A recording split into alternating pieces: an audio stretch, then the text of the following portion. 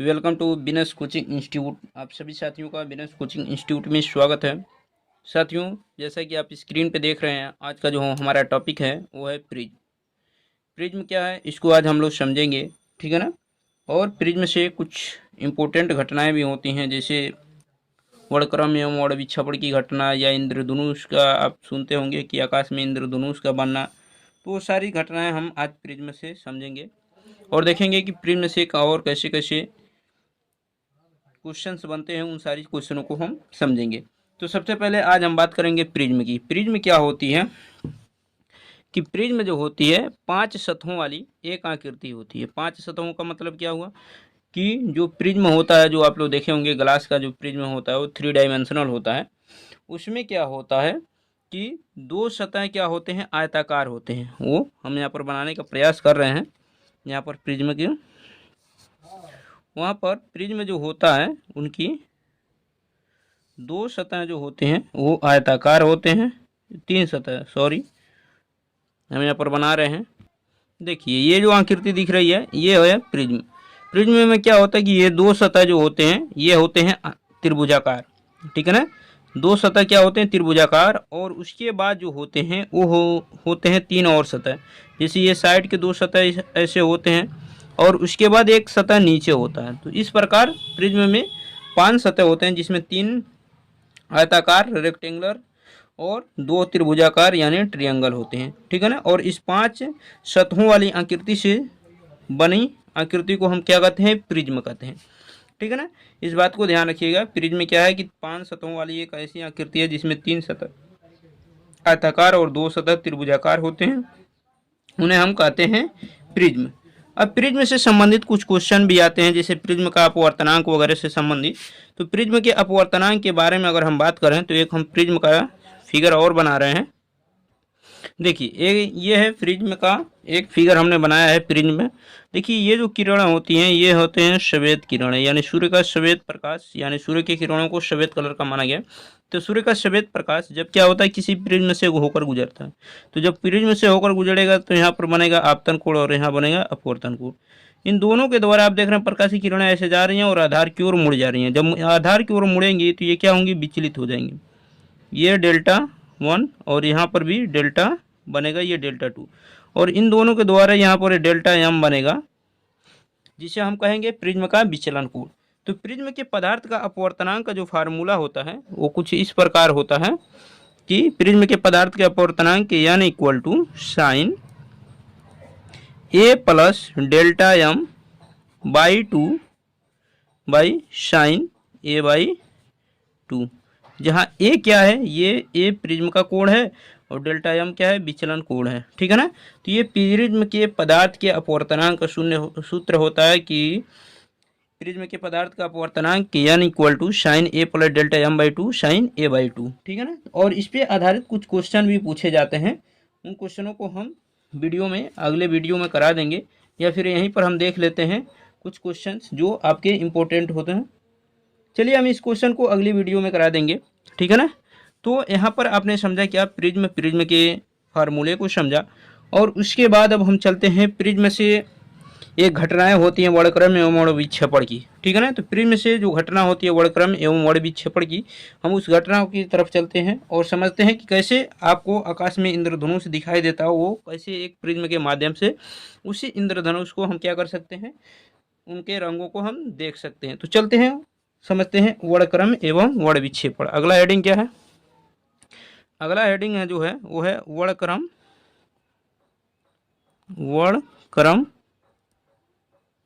एवं वर्ण विक्षेपण। वर्ण विक्षेपण ये बहुत ही इंपॉर्टेंट घटना है, वर्ण विक्षेपण, ठीक है ना। वर्णक्रम एवं वर्ण विक्षेपण ये क्या है, इसको आज हम लोग समझेंगे। तो देखिए वर्णक्रम एवं वर्ण विक्षेपण क्या है, एक प्रिज्म के माध्यम से हम इसको समझेंगे।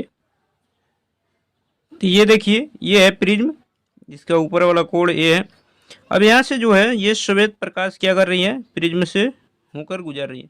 तो सूर्य का श्वेत प्रकाश जो होता है जब प्रिज्म से होकर गुजरती है, यहाँ से प्रिज्म से होकर गुजर रही है, तो क्या होती है, आधार की ओर झुकती है। और आधार की ओर झुकने के साथ साथ वो 7 रंगों में विभक्त हो जाती है। कौन कौन से रंग में, 7 रंगों। पहला होता है बैगनी, ठीक है। दूसरा होता है जम्बुकी, जम्बुकी जिसे हम क्या कहते हैं, जमुनी भी कहते हैं, बैगनी जम्बुकी। उसके बाद होता है नीला, नीला, हरा, उसके बाद आता है पीला, फिर आता है नारंगी, और सबसे ऊपर होता है लाल। ठीक है ना, जिसको संक्षेप में violet, indigo, blue, green, yellow, orange और रेड। ठीक है ना। तो ये जो प्रिज्म से होकर ये श्वेत प्रकाश जब गुजरता है तो वो क्या होता है, 7 रंगों में मुख्य रूप से विभक्त हो जाता है, और वो आधार की ओर झुकने के साथ साथ 7 रंगों में विभक्त होता है, जिसमें पहला रंग होता है बैगनी, दूसरा होता है जमुकी या जमुनी, तीसरा होता है नीला, चौथा होता है हरा, पांचवा होता है पीला, और छठवां होता है नारंगी, और सबसे ऊपर जो होता है वो लाल होता है। इंग्लिश में इसे कहेंगे violet, indigo, blue, green, yellow, orange और रेड। ठीक है ना। तो ये 7 रंगों का समूह होता है। तो वर्णक्रम एवं वर्णविक्षेपण क्या है कि सूर्य का श्वेत प्रकाश जब प्रिज्म से होकर गुजरता है तो आधार की ओर झुकने के साथ साथ विभिन्न रंगों में विभक्त हो जाता है। इन रंगों के समूह को हम कहते हैं वर्णक्रम। रंगों के समूह को क्या कहेंगे, वर्णक्रम कहेंगे। और प्रकाश के रंगों में विभक्त होने की घटना को हम कहते हैं वर्ण विक्षेपण। ठीक है ना। तो प्रकाश के रंगों के समूह को हम क्या कहेंगे, वर्णक्रम कहेंगे, और रंगों के विभक्त होने की घटना को हम क्या कहेंगे, वर्ण विक्षेपण कहेंगे। ठीक है ना। इस बात का ध्यान रखिएगा। आप डिफिनीशन लिख सकते हैं कि सूर्य का श्वेत प्रकाश जब प्रिज्म से होकर गुजरती है तो आधार की ओर झुकने के साथ साथ विभिन्न रंगों में विभक्त हो जाती है। प्रकाश के रंगों में विभक्त होने की क्रिया वर्ण विक्षेपण कहलाती है, तथा रंगों के समूह को हम क्या कहते हैं, वर्णक्रम कहते हैं। ठीक है ना। तो इस प्रकार आप वर्णक्रम एवं वर्ण विक्षेपण को अच्छी तरीके से आप डिफाइन कर सकते हैं। ठीक है ना। अभी इसमें यह पूछा जाता है कि जो रंगों का समूह है इसमें आधार की ओर से अगर हिंदी में पूछा जाता है तो ये ऑप्शन दिया जाता है बैजनी, हपीनाला। क्या दिया जाता है, हपीनाला, बैजनी, हपीनाला। या फिर इंग्लिश में इसी को विबग्योर, VIBGYOR।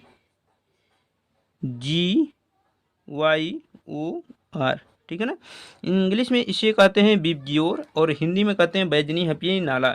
इस बात का विशेष ध्यान रखिएगा कि इन रंगों का समूह क्रम से आधार की ओर से है। अगर कोई भी रंग इधर उधर हुआ तो उसकी जो रंगों का क्रम है वो क्या होता है, डिस्टर्ब हो जाता है। और एग्जाम में आपके ऑप्शनल क्वेश्चन में बैजनी, हपीनाला या विबग्योर बहुत ही महत्वपूर्ण क्वेश्चन बनता है, क्योंकि इसी में क्या किया जाता है कि रंगों के रंग को इधर उधर थोड़ा कर दिया जाता है और फिर आपसे 4 ऑप्शन बना के पूछे जाते हैं कि प्रकाश के रंगों का समूह आधार की ओर से, तो उसमें थोड़ा सा आपको कन्फ्यूजन कर सकते हैं। तो इसलिए आप रंगों को अच्छी तरीके से याद रखें और आधार की ओर से याद रखें। ठीक है ना। इस बात का विशेष ध्यान रखिएगा।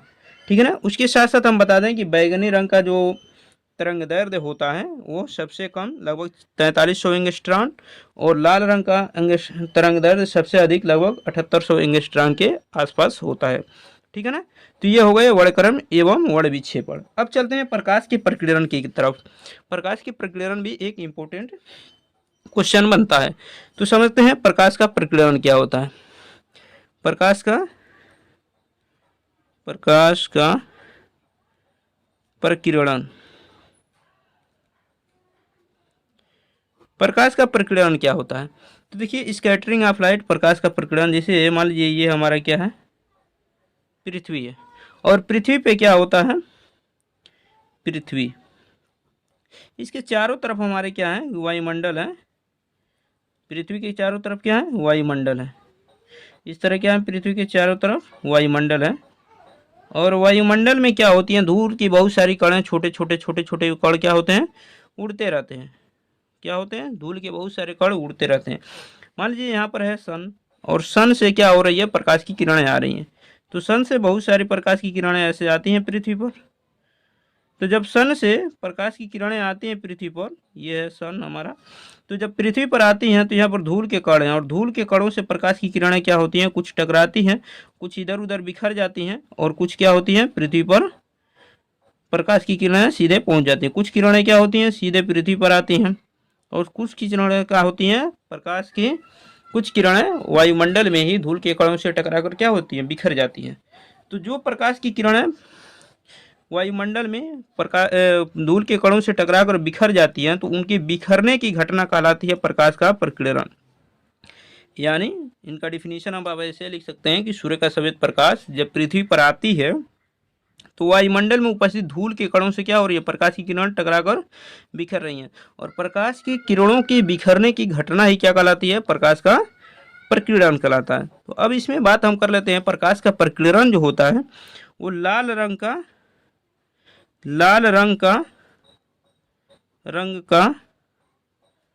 कम होता है। क्या होता है, कम होता है। प्रकाश का प्रकीर्णन जो होता है वो लाल रंग का कम होता है, बैगनी रंग का अधिक होता है। किसका अधिक होता है, बैगनी रंग का अधिक होता है।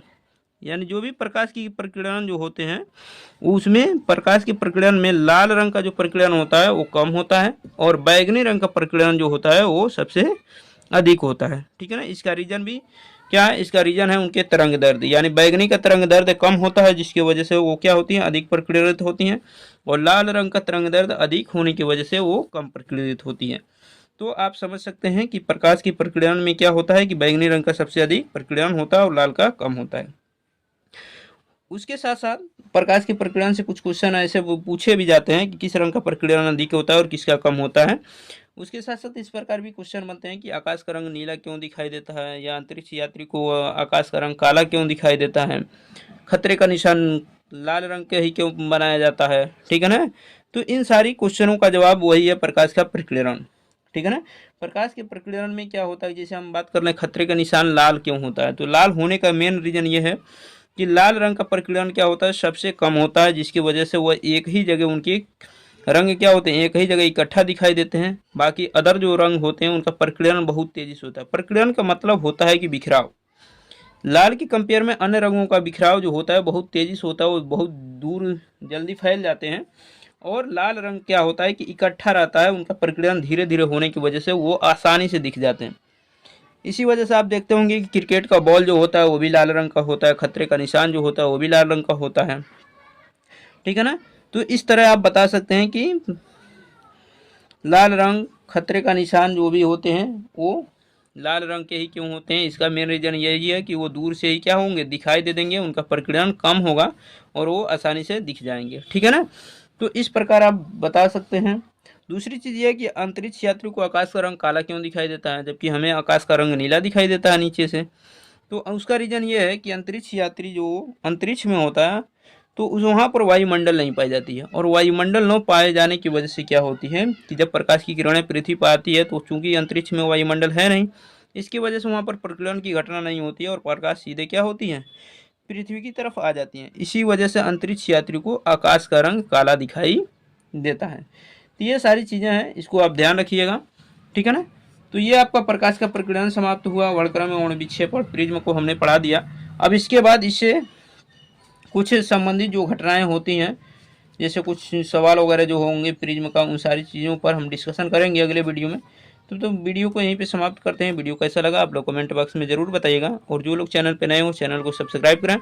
मिलते हैं नेक्स्ट वीडियो में, तब तक के लिए अपना ख्याल रखिए। धन्यवाद।